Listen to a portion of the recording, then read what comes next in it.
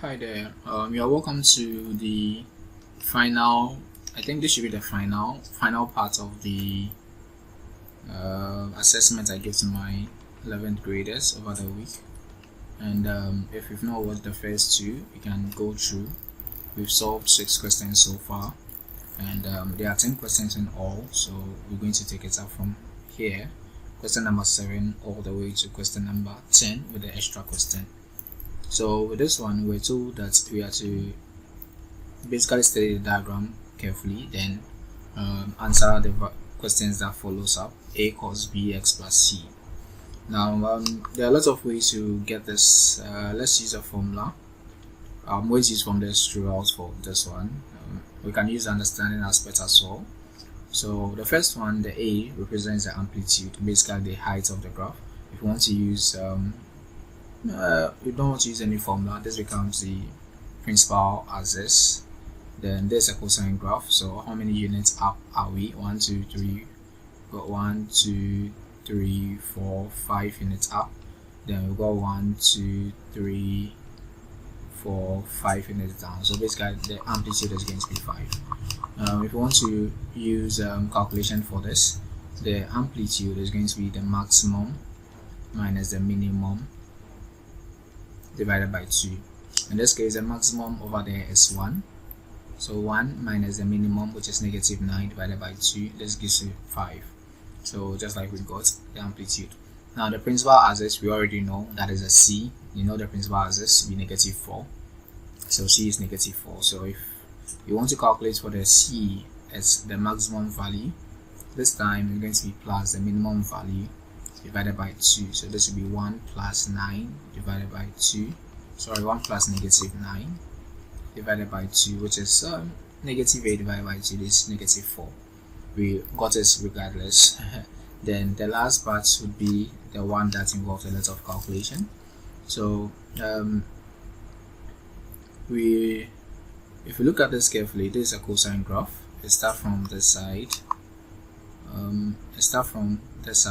All the way to this side. That's the first half of it.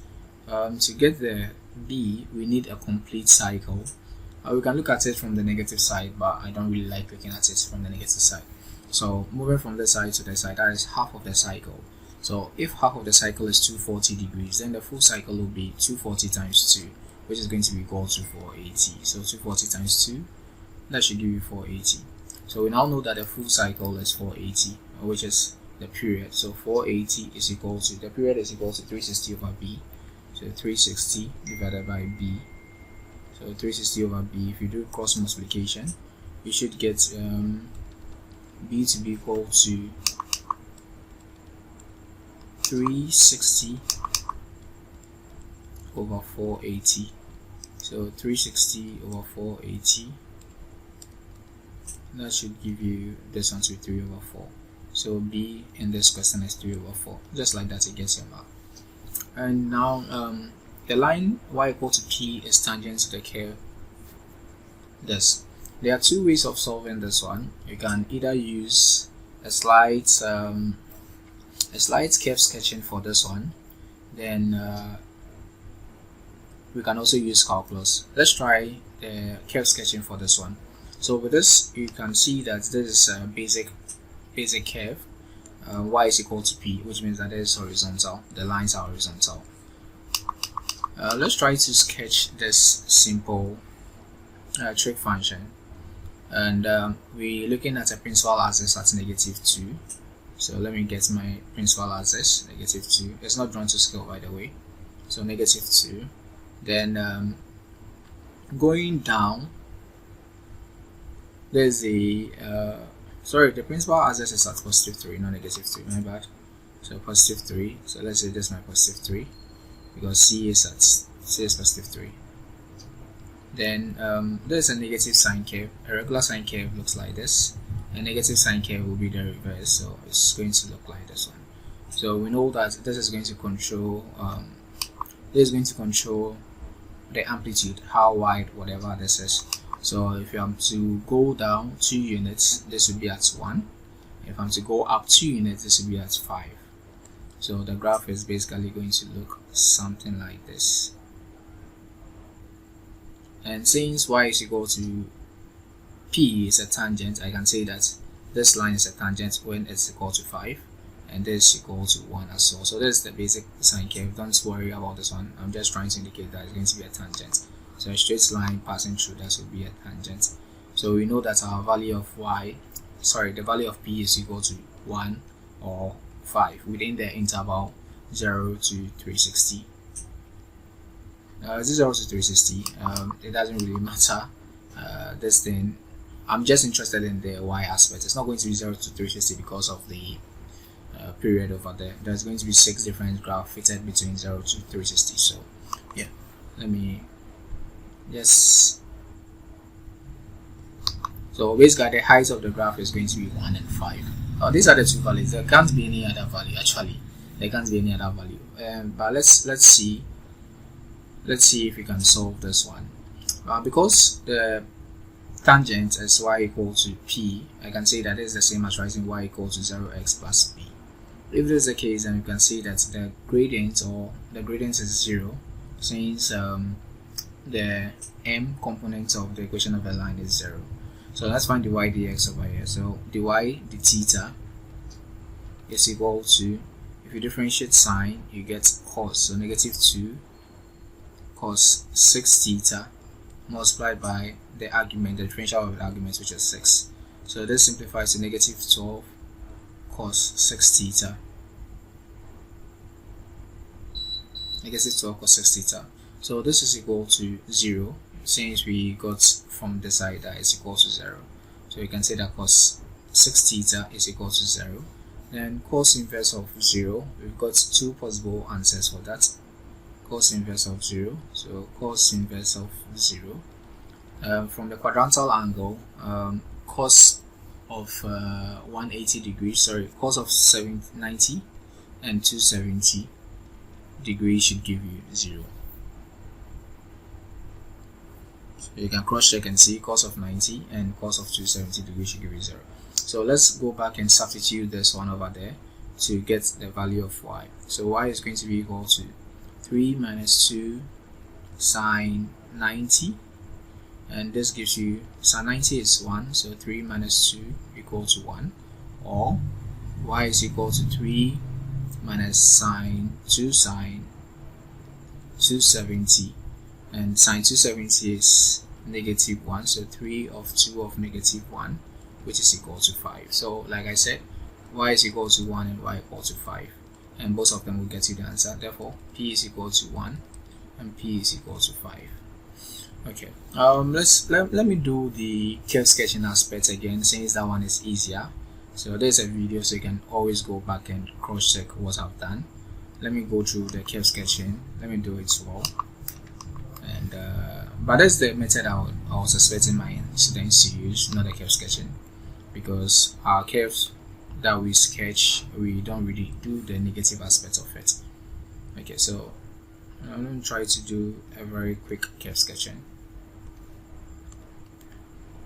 So to do this curve sketching, we need to know the period. So period is going to be equal to 360 over b. In this case, b is 6. Then the period is going to be equal to, I think, 60. So 360 divided by 6 should be 60. If my math is correct, that should be 60. So that is 60. And creating a table for this one.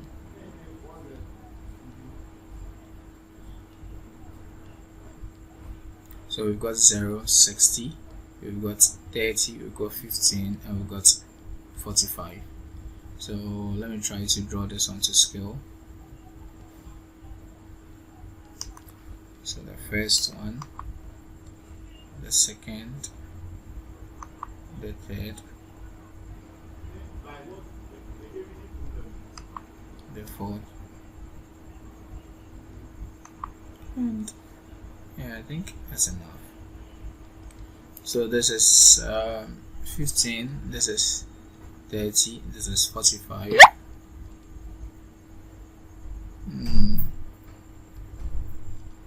This is 60. Okay, so Sign starts from 0, goes to 1, then 0, negative 1, then 0, and we're looking at an amplitude of negative 2, so 0, negative 2, 0, positive 2, and 0. Okay, so and principal axis to be at 3, so let me get my principal axis. Let's assume that is my 3. Okay, so with this one, we've got 0 over here, and 2 units, there's 3, so 2 units down will be 1, and 2 units up will be 5. So your curve should look something like this one. Again, there's not really the accurate one. Yes, so your curve should look like this one. So we can see clearly that y is equal to 1 and y equal to 5 has gradient of 0.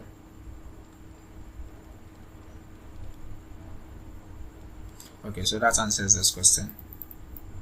Question number 8, we have to show that tan square theta plus sin square theta over cos theta plus sec theta is equal to this. One advice I always give is to try to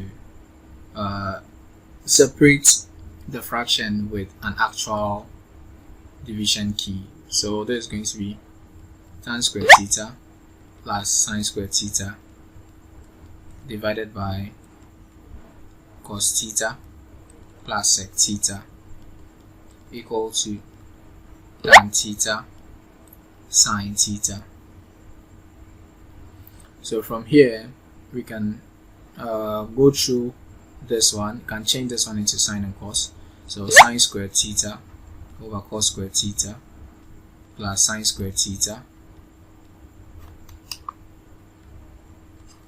This divided by cos theta plus 1 over cos theta, since sec theta is 1 over cos theta, is equal to tan theta sin theta.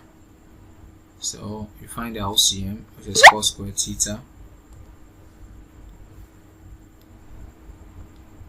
cos squared theta, then there's sine squared theta plus this goes into this. This gives you sine squared theta cos squared theta divided by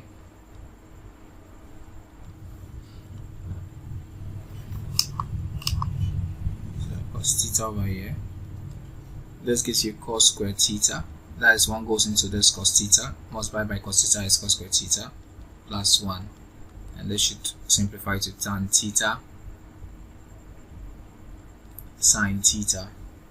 So let's reciprocate it and factor out sine squared theta. So sine squared theta out, this gives you 1 plus cos squared theta over cos squared theta multiplied by cos theta over cos squared theta plus 1. So we can do some cancellation. This cancels out this, and this cancels out one of this, and this we're told is to give us tan theta sin theta.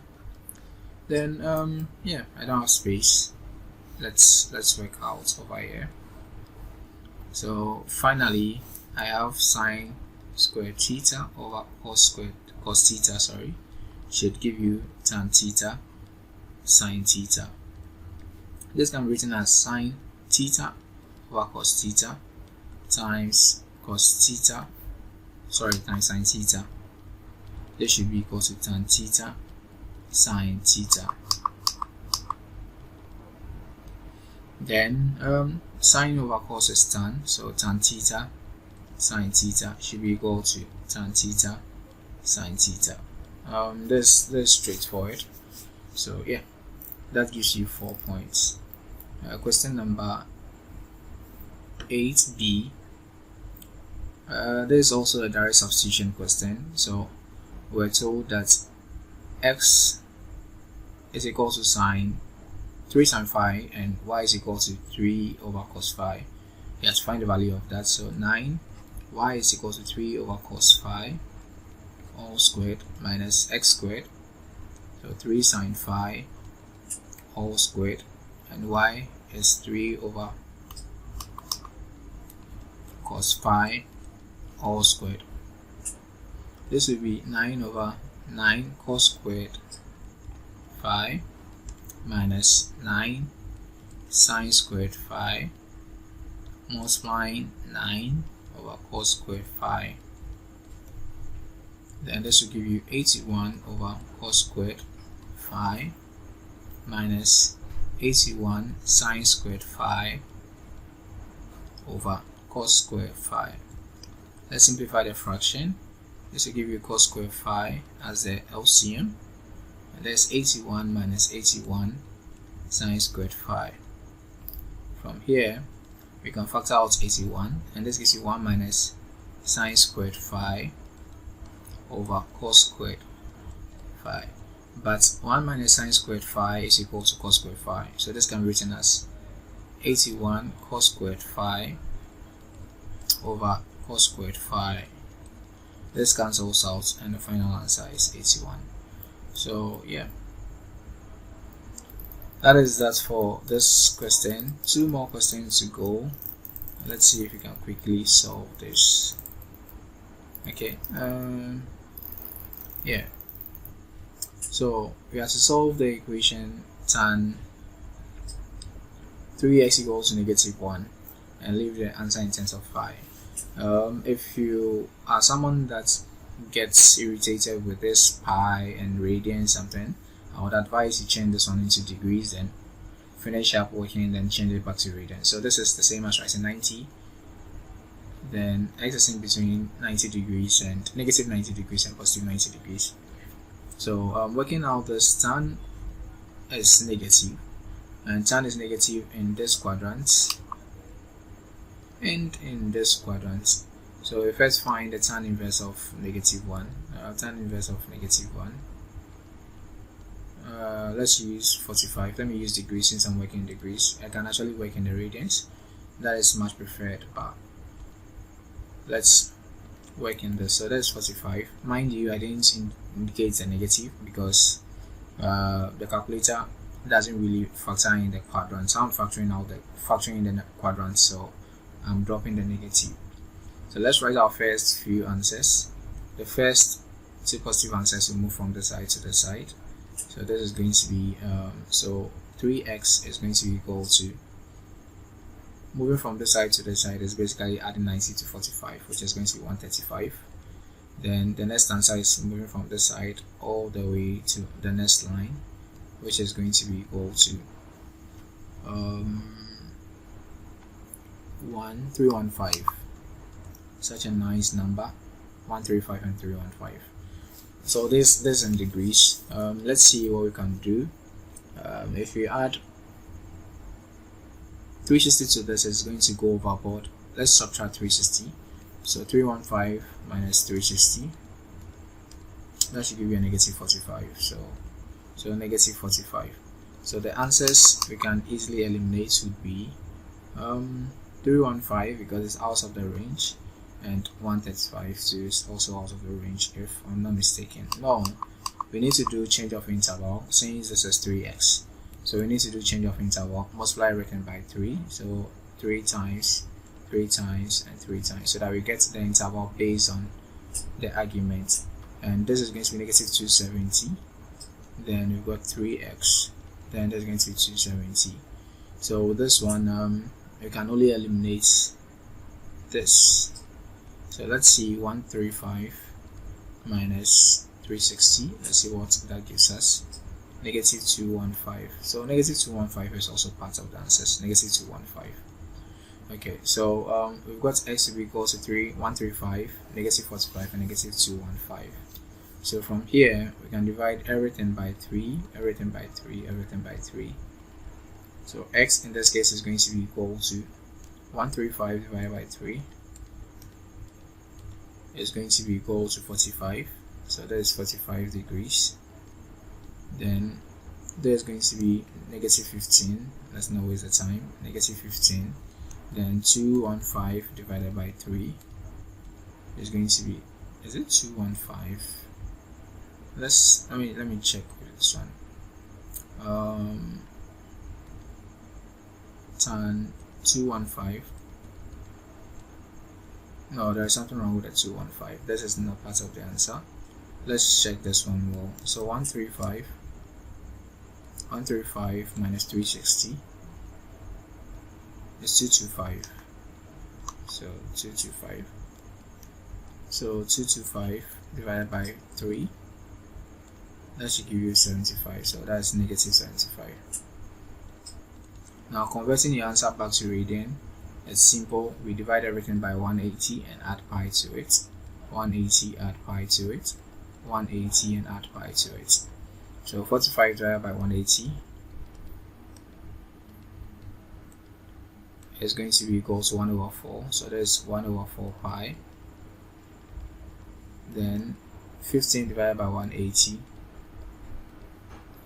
is going to be 1 over 12. So negative 1 over 12 pi. Then 75 divided by 180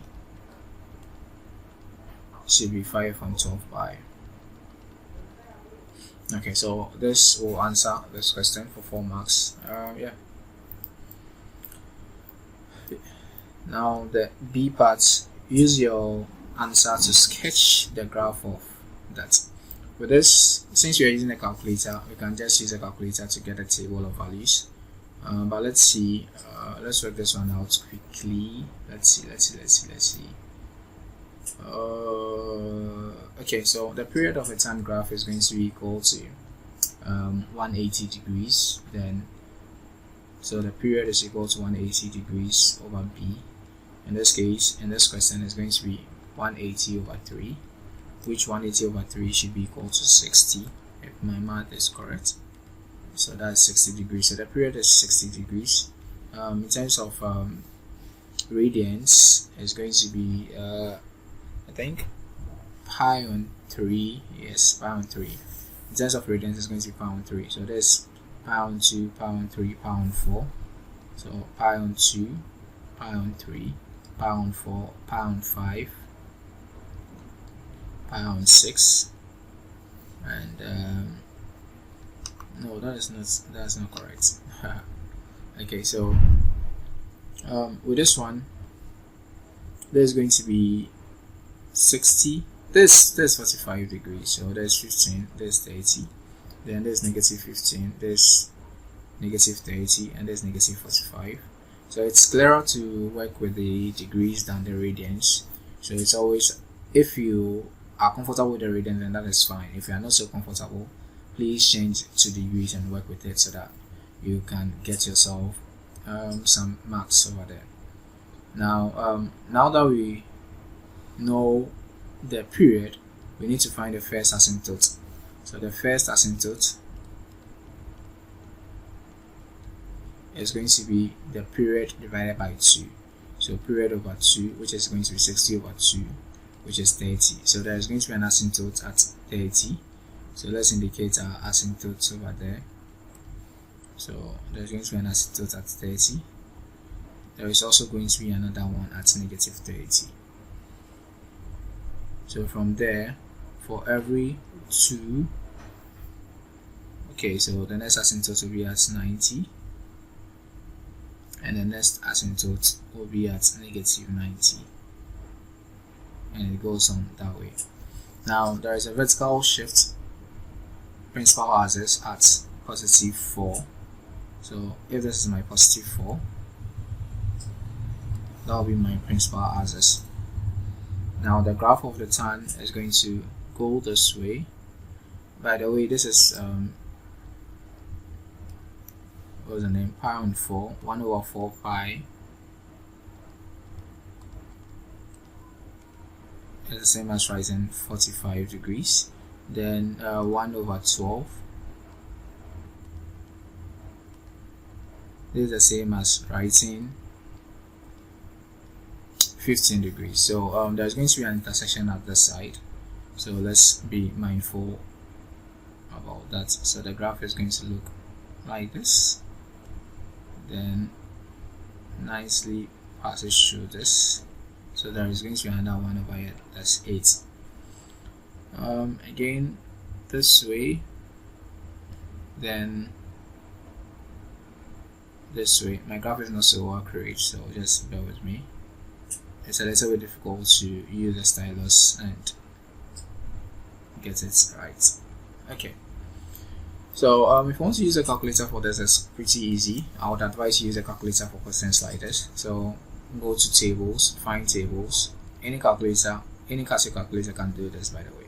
So 9, the function is 4 tan 3x, close the bracket, plus 4.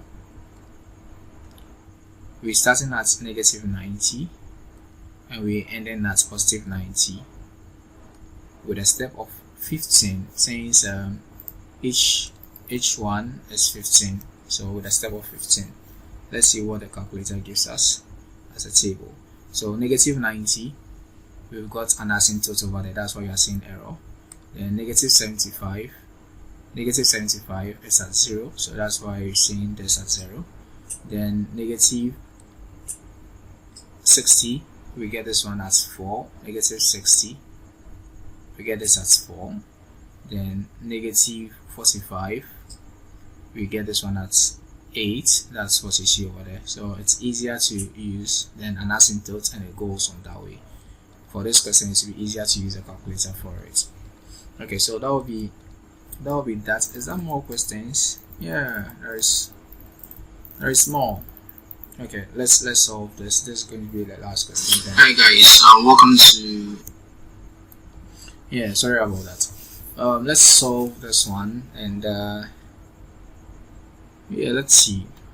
So we've got 6 sine squared x minus 13 cos x equal to 1. So it's always advisable to change all the trig ratios to just one particular trig. So this is going to be 6.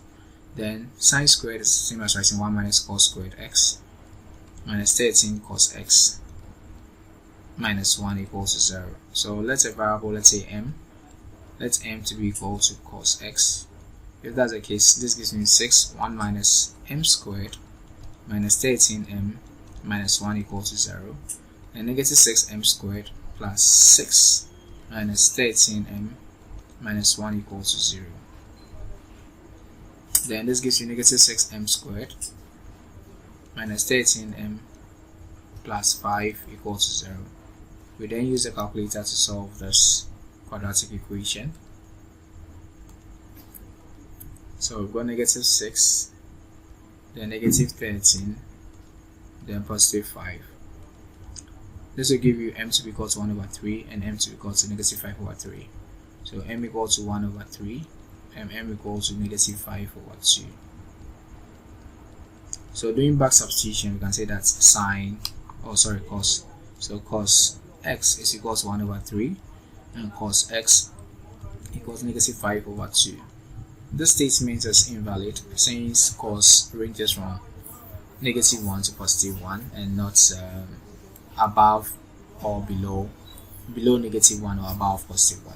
So cosine is positive in this case, so it's positive in this quadrant and also positive in this quadrant. Therefore, cos inverse of this, we are working in degrees, so cos inverse of 1 over 3 is going to be equal to 70.5. So let's use 70.5 to 3 6 figures, 70.5. So 70.5.